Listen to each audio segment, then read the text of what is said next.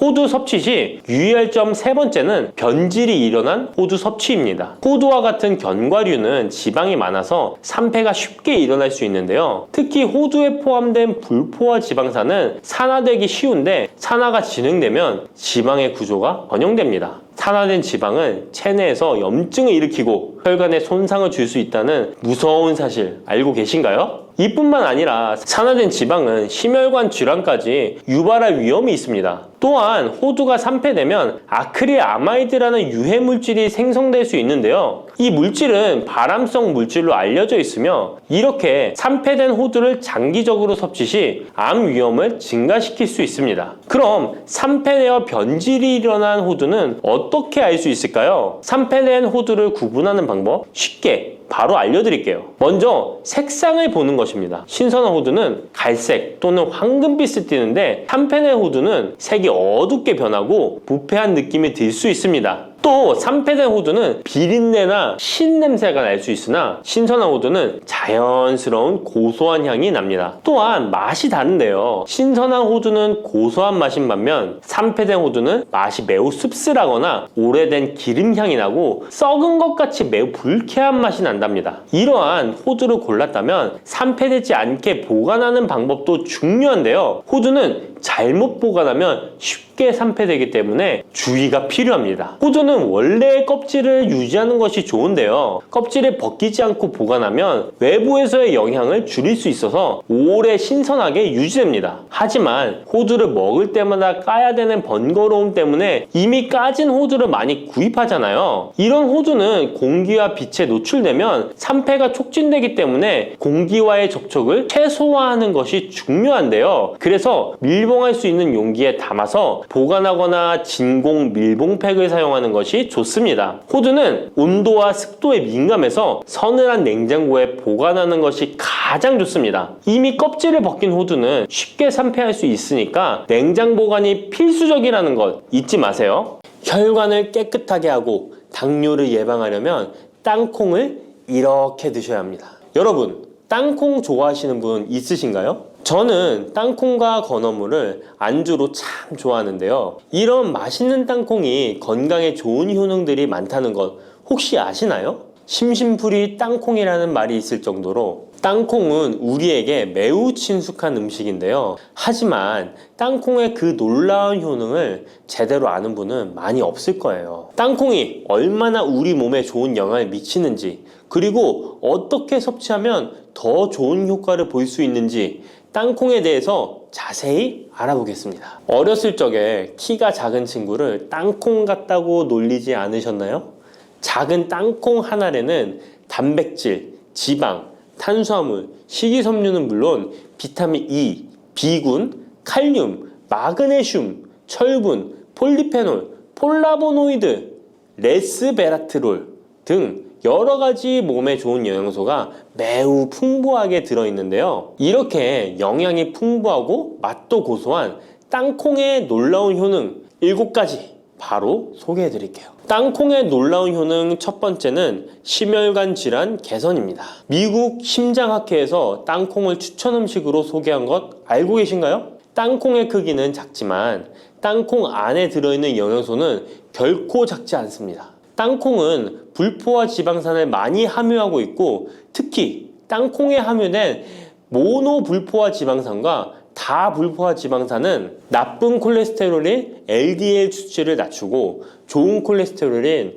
HDL을 높이는 데 도움이 됩니다. 또한 땅콩에 함유된 단일 불포화 지방산은 혈중 콜레스테롤 수치를 낮추는 데 도움을 주는데요. 혈중 콜레스테롤이 낮아져 심장 건강을 지키는데 매우 좋은 작용을 하는 것이죠. 또한 땅콩은 불포화 지방산이 풍부하고 비타민 E가 풍부하게 들어있어 심혈관 건강에 도움을 주고 혈관을 보호하며 혈액순환과 동맥경화증을 예방하고 심장 질환의 위험을 줄여줍니다. 또한 땅콩은 마그네슘, 칼륨, 식이섬유와 같은 심혈관 건강에 중요한 영양소를 함유하고 있어 혈압을 조절하고 혈관을 건강하게 유지하는 데 도움을 준다는 것 꼭 기억해 주세요. 땅콩의 놀라운 효능 두 번째는 뇌 건강에 도움을 주는 것입니다. 땅콩에는 레시틴과 비타민 E가 들어있는데요. 이 성분들은 뇌세포를 보호하고 뇌 건강을 유지하는 데 중요한 역할을 합니다. 특히 땅콩은 기억력과 집중력 향상에 도움이 될 수 있어 중년과 노년층에게 매우 유익한 음식이라는 것 아시나요? 땅콩이 함유된 비타민 E, 폴리페놀, 특히 레스베라트롤 등 강력한 항산화 성분은 뇌 건강에 도움을 줍니다. 이러한 항산화 성분은 뇌에서 발생할 수 있는 산화 스트레스를 줄여주며 이는 신경세포를 보호하고 뇌 기능을 향상시키는 기능도 해준답니다. 또한 땅콩은 불포화 지방산, 특히 오메가3 지방산을 포함하고 있어 뇌 기능을 개선하고 치매와 같은 뇌 질환을 예방할 수도 있는데요. 특히 불포화 지방산은 뇌세포의 구성 성분으로 중요한 역할을 하며 뇌신경 전도 속도를 높여 기억력과 합승 능력을 향상시킬 수 있습니다. 땅콩의 효능 정말 놀랍지 않나요? 아직 놀라기는 이른데요. 땅콩의 효능 세 번째는 체중 관리에 도움을 주는 것입니다. 땅콩은 단백질과 섬유질이 풍부해서 조금만 먹어도 포만감을 오래 유지시켜주는데요. 그래서 과식을 예방하고 체중을 관리하는 데 도움을 줄 수 있죠. 그냥 땅콩도 좋지만 땅콩을 갈아 만든 땅콩 버터도 포만감을 오래 유지시켜줘서 과식을 방지하는 데 효과적입니다. 또한 단백질과 지방산이 풍부해서 에너지를 공급하고 건강한 체중 관리를 돕습니다. 하지만 모든 음식은 과유불급 작지만 영양이 풍부한 땅콩은 고칼로리 식품이기 때문에 하루에 10알에서 20알 정도 적당량을 섭취하는 것이 중요하다는 것 꼭 기억해 주세요. 땅콩의 놀라운 효능 네 번째는 바로 당뇨 관리 효능입니다. 땅콩이 당뇨에 효능이 있다니 신기하죠? 땅콩에는 불포화 지방산이 많이 함유되어 있고 혈당 수치가 낮아서 혈당을 천천히 올리는 효과가 있는데요. 그래서 당뇨병 환자들에게도 좋은 간식으로 평가되고 있습니다. 또한 땅콩에 포함된 섬유질과 단백질이 혈당을 안정적으로 유지하는 데 도움을 주는데요. 땅콩에 포함된 식이섬유 또한 혈당의 흡수를 늦추고 혈당 수치를 안정적으로 유지하는 데 도움을 준다는 것입니다. 뿐만 아니라 땅콩의 마그네슘과 비타민 B9는 인슐린 감수성을 향상시키는 데 도움을 주고 이로 인해 땅콩은 당뇨병 예방 및 혈당 관리에 탁월한 식품으로 평가되고 있죠. 땅콩의 효능 정말 놀랍지 않나요? 아직 안 끝났습니다. 땅콩의 효능 다섯 번째는 피부 건강에 도움을 주는 것입니다. 땅콩에 들어있는 비타민 E와 항산화 물질이 피부를 건강하게 유지하는 데 좋은 영향을 주는데요. 땅콩에 들어있는 비타민 E는 강력한 항산화제로 피부 세포를 자유 라디칼로부터 보호하고 피부 노화를 지연시키는 데 좋은 영향을 줍니다. 이 성분은 피부의 탄력을 유지하고 주름을 예방하는 데 효과적이며 피부 노화를 방지하고 염증을 줄이며 피부를 매끄럽고 촉촉하게 만들어줍니다. 그래서 땅콩은 아름다운 피부를 위한 좋은 식품이죠. 그리고 땅콩에 포함된 불포화 지방산, 특히 올레산과 리놀렌산은 피부의 수분 유지를 도와 피부가 건조해지지 않도록 하며 염증을 줄여 피부 트러블을 완화하는 데 도움을 줄 수 있습니다. 뿐만 아니라 땅콩에는 아연이 포함되어 있어 피부 회복에 중요한 역할을 합니다. 땅콩에 함유되어 있는 아연은 상처 치유를 돕고 여드름과 같은 피부 문제를 개선하는 데 놀라운 효능도 있습니다. 땅콩의 효능 6번째는 소화 건강에 도움을 주는 것입니다. 땅콩에는 식이섬유가 풍부해 소화 시스템에 좋은 영향을 주는데요. 식이섬유는 장의 움직임을 촉진시켜 변비를 예방하고 장내 유익한 미생물의 활동을 도와줘서 장 건강에 매우 좋은 환경을 만들어줍니다. 또한 땅콩에 포함된 불용성 섬유는 특히 장을 자극해 배변을 원활하게 하고 장의 건강을 유지하는 데 중요한 역할을 하는데요. 이 섬유는 장에서 물을 흡수하여 변을 부드럽게 만들어줍니다. 땅콩의 놀라운 효능 7번째는 좋은 단백질과 건강한 지방 섭취에 좋은 공급원입니다. 땅콩은 고기나 다른 동물성 단백질에 비해 지방이 적고 채식주의자나 비건이 단백질을 섭취할 때 아주 유용한 대체 식품이 될 수 있는데요. 100g의 땅콩은 약 25에서 30g의 단백질을 함유하고 있다는 것 아시나요? 우리가 흔히 좋은 단백질 공급 식품이라고 생각하는 닭가슴살의 단백질 함량이 100g당 30에서 35g이라는 걸 생각해보면 단백질 함량은 닭가슴살에 비해 살짝 낮지만 대신 건강한 불포화 지방산과 다른 다양한 영양소도 다량 함유되어 있어 단백질을 섭취하기에 충분히 좋은 식품이랍니다. 이렇게 건강에 놀라운 효능이 있는 땅콩, 아무렇게나 드시면 땅콩의 효능을 100% 섭취할 수 없다는 것 아시나요? 보통 땅콩을 어떻게 조리해서 드시나요? 구워서? 볶아서? 삶아서? 모두들 좋아하는 방법이 다르실 텐데요. 생땅콩을 먹는 것이 가장 좋다라고 들으신 분들도 있으실 거예요. 과연 땅콩을 가공하지 않고 생으로 먹는 것이 가장 좋은 방법일까요? 정답은 아니오입니다. 생땅콩에는 독성이 있을 수 있는 물질인 아플라톡신이 포함되어 있을 수 있기 때문에 이를 피하기 위해서는 반드시 충분히 익혀 먹어야 하는데요. 볶거나 구운 땅콩은 아플라톡신을 제거할 수 있어 안전하게 섭취할 수 있지만 그보다는 땅콩을 삶아서 먹는 것이 더 건강에 좋다는 것 알려드릴게요. 땅콩을 삶았을 때 더욱 건강에 좋은 이유 몇 가지가 있는데요. 바로 알려드릴게요. 첫 번째, 삶은 땅콩은 볶은 땅콩에 비해 항산화 성분이 더 많습니다. 볶을 때 일부 항산화 성분이 파괴될 수 있고 또한 땅콩의 껍질에는 폴리페놀과 레스베라트롤이 풍부하게 함유되어 있기 때문에 땅콩을 볶은 뒤 버리는 껍질은 이런 몸에 유익한 성분들을 섭취할 수 없기 때문입니다. 두 번째, 삶은 땅콩은 과일산이 더 적고 식이섬유도 풍부한데 이로 인해 소화가 더 용이합니다. 세 번째, 삶은 땅콩은 아크릴아마이드라는 발암 물질이 덜 생성됩니다. 아크릴아마이드는 고온에서 볶을 때 발생할 수 있는데 삶은 과정에서는 이 유해 물질이 생성되지 않습니다. 이제는 건강을 위해 삶아 드셔야 한다는 것 아셨죠? 하지만 땅콩을 섭취하시기 번거롭거나 조금 더 쉽게 섭취하고 싶은 분들도 있으실 텐데요. 이런 분들은 땅콩 버터를 드시면 됩니다. 땅콩 버터는 땅콩에 버터를 넣은 거 아니야? 라고 생각하시는 분도 있으시죠? 그것은 아니고 땅콩을 계속해서 갈게 되면 크림과 같은 형태로 변하게 되는데 이게 마치 버터처럼 부드러워 땅콩버터라고 부르는 것입니다. 땅콩버터는 땅콩의 영양소를 그대로 담고 있어 섭취할 때 매우 편리한데요. 다만 가공된 버터에는 설탕이나 염분이 추가될 수 있기 때문에 첨가물이 없는 순수한 땅콩버터를 선택하는 게 좋겠죠? 땅콩버터는 샐러드 드레싱에 넣거나 통밀빵에 발라 먹으면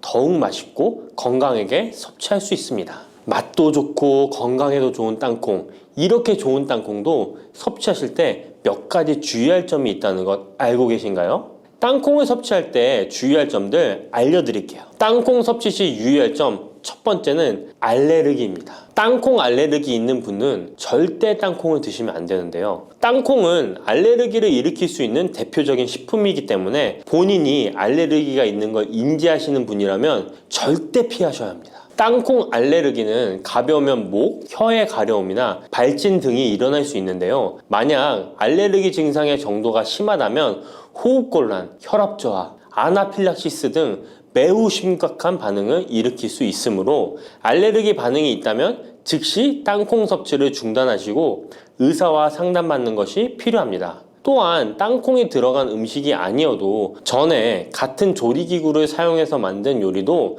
땅콩의 성분이 남아있을 수 있어 알레르기가 있는 사람에게는 위험할 수가 있는데요. 알레르기가 있는 분은 꼭 땅콩이 들어갈 수 없는 환경에서 조리가 된 건지 확인하는 게 중요합니다. 땅콩을 섭취할 때 유의사항 두 번째는 과다 섭취입니다. 고소한 땅콩은 손으로 집어먹기도 쉬워서 한 번 먹기 시작하면 하나, 둘 계속 입으로 들어가게 되는데요.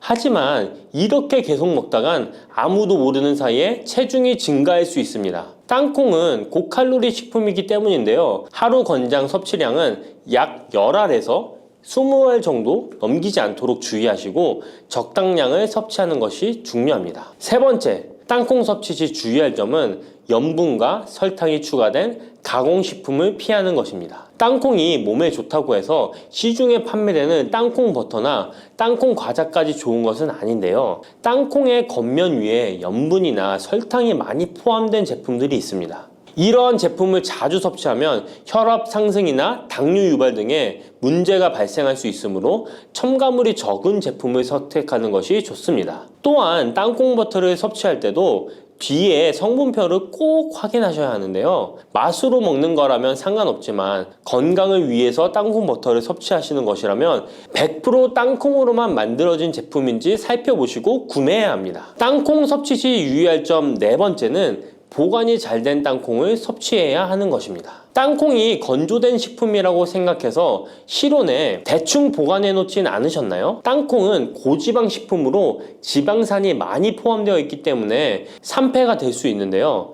산패된 지방산은 인체에 유해한 물질인 과산화지질을 생성할 수 있으며 이는 세포와 조직에 손상을 일으킬 수 있습니다. 땅콩이 보관 상태가 부적절해지면 곰팡이가 자주 발생하는데 이 곰팡이는 아플라톡신이라는 독소를 생성할 수 있습니다. 아플라톡신은 강력한 발암 물질로 알려져 있으며 장기적으로 섭취할 경우 간에 손상을 주거나 간암을 일으킬 수 있는 위험한 물질이죠. 따라서 땅콩을 보관할 때는 통풍이 잘 되고 건조한 장소에 보관해야 하며 곰팡이가 발생한 땅콩은 절대 섭취해서는 안 됩니다.